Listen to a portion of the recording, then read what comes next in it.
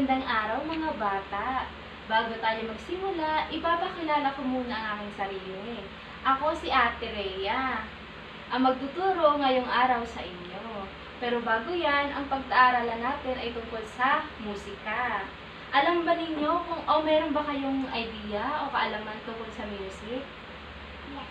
Yes, very good. Pag sinabi nating music, ito ay yung, alam naman natin, yung mga kanta, di ba? Meron siyang mga rhythm. Siyempre, hindi pa kayo masyadong familiar, pero yung may mga tunog, may mga, kumbaga, mayroong magandang kombinasyon ng mga tunog na nangyayari. Kaya nakakabuo tayo ng musika.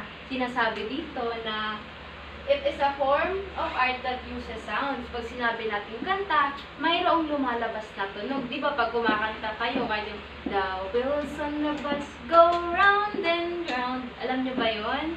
Di ba may lumalabas na kanta kapag, ng tunog kapag tayo ay kumakanta. And rhythm, na kung saan yung rhythm o sinasabi natin na indayog. Siguro napakalalim niyang salita, pero ito yung parang napapasabay tayo kapag kumakanta tayo. Yun ang tinatawag na rhythm, na kung saan kapag kumakanta tayo, nagkakaroon siya ng magandang kombinasyon. Nagkakaroon ng magandang tunog. So, sa nasabi na sa music daw, marunong ba kayo kumanta? Opo, magaling. Alam ninyong kanta? Ikaw, Ipat, may alam ka bang kanta? Anong kanta yun? Twinkle, twinkle. Twinkle, twinkle. Ikaw, anong pangalan ulit mo? Athena. Alam mong kanta? The Wheels on the Bus, sa Cocomelon. Ikaw, be. Alam mong kanta? Alam mo ba yung Twinkle, Twinkle? Hindi na alam yun. Alam niya yun, yung kantang ganon. Oo. Ikaw, Keeper. Alam mo kanta? Mariana Little Lamb. Wow! Mga English pa lang alam ninyong kanta, mga pambata. Yung mga kanta na yan, di ba pag kumakanta, mayroon siyang magandang tunog na kung saan nakakasabay tayo. Ganon ang musika, hindi ba? Kapag sinasabayan natin, parang tayo ay napapasabay dahil nai-enjoy natin yung kanta. Ganon ang musika. Kaya ngayon, sinasabi na mayroon daw approach na kung saan pwede tayong mag-envision ay eksperimento ng mga tunog. Ang tawag dito ay ORB approach. ORB approach is a music education technique that combines speech, movement, drama, and music to help children develop their musical abilities.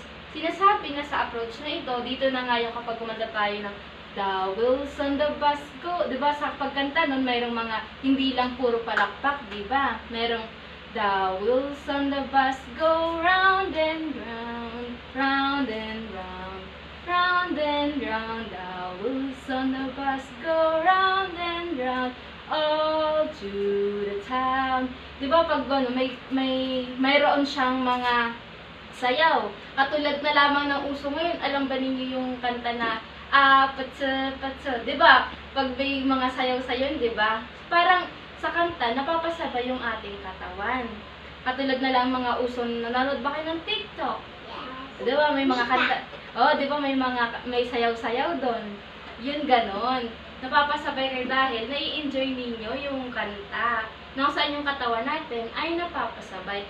Ganon na lamang ang sinasabi dito sa ORB approach o sa mga technique o sa paraan ng pagkanta. Pero bago yan, alamin muna natin kung sino nag-imbento. Hindi ba kapag mayroong mga bagay na na-imbento, kunwari ng electric fan, mayroong taong gumawa nito. Diba? Parang katulad ng cellphone, sinong gumawa, ganon. Kaya parang katulad siya nito na kung saan yung kantang yun, isang approach sa music na mayroong gumawa. O siya ba yung nakaisip para magkaroon nito? Siya yung gumawa. Ang gumawa nun ay si Carl Orff. Isa siyang composer. Na kung saan ang method na yon ay nakabase sa idea para mahubog or ma-improve yung kaalaman ng children, ng mga bata, sa paggawa ng music. Kumbaga, di ba, sa school ninyo, kumakanta, ha? May pangalan din ng children. Anong pangalan ng children? Bata. Bata, galing. Kayo ay mga bata. Hindi ba sa school ninyo, may kumakanta ba kayo doon? Mariana.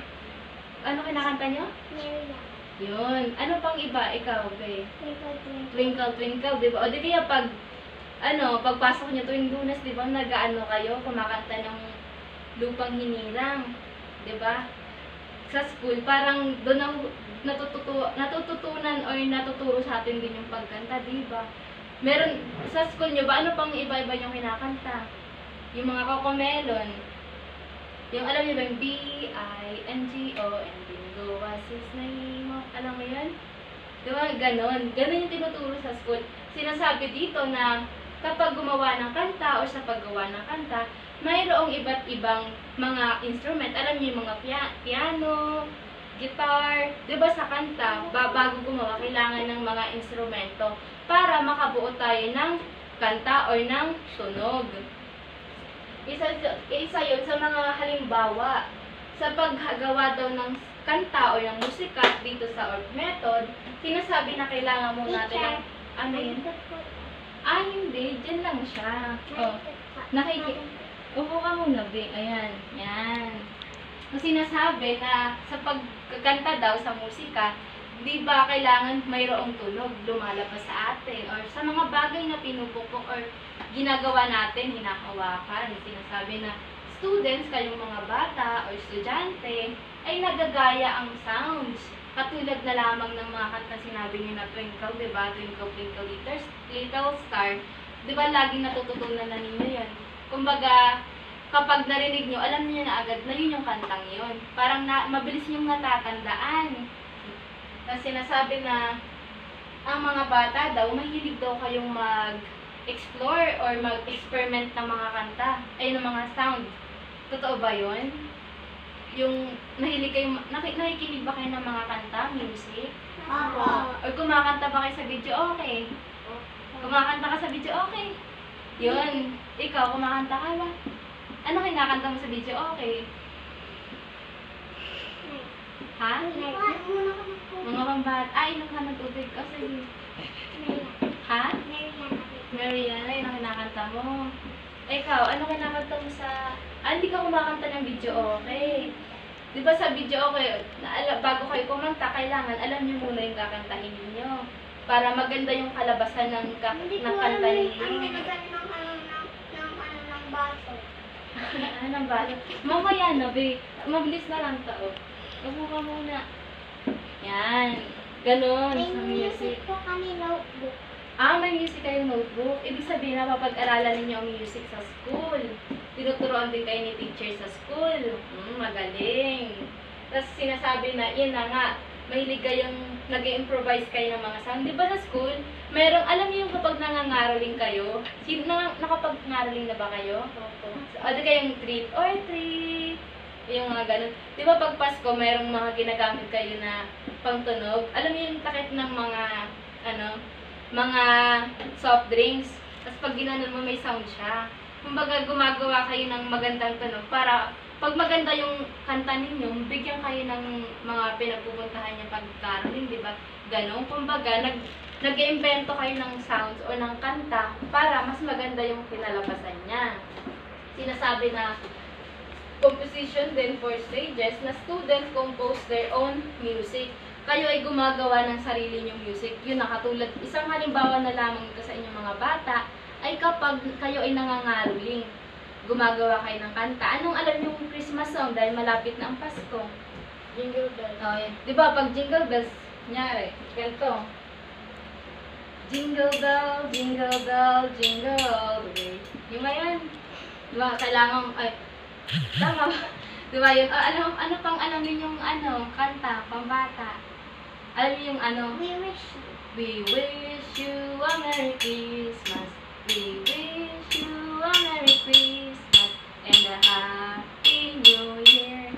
Napansin ninyo, di ba, pag tinutugtog ko or tinatapi ko ng kutsara ang bote, mayroon siyang tunog, hindi ba? Ganun na lamang ang sinasabi nito, pinapag-aralan natin ngayon, na kapag mayroong mga bagay na ating ginalaw, na kung saan, katulad ng upuan, kapag tinap mo siya ng ganun, tap nyo, try nyo.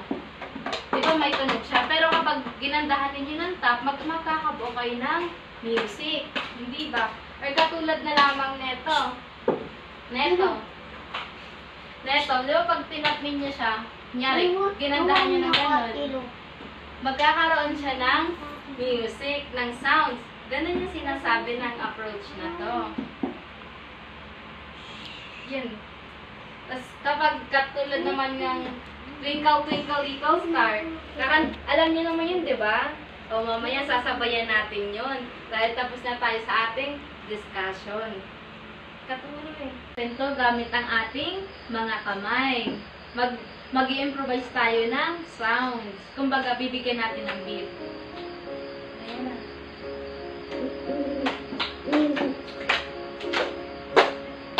Twinkle, twinkle, little star, how I wonder what you are. Up above the world so high, like a diamond in the sky. Twinkle, twinkle, little star, how I wonder what you are. Diba, merong pag sinabayan natin siya ng sounds, may maganda yung kinakalabasan. Ganon ang music. Naway naintindihan ninyo ang ating lesson ngayong araw. Magaling. Ano pa ba kayong katanungan sa ating lesson kanina? Tungkol sa mga paggawa ng tunog gamit ang kamay, ang bote.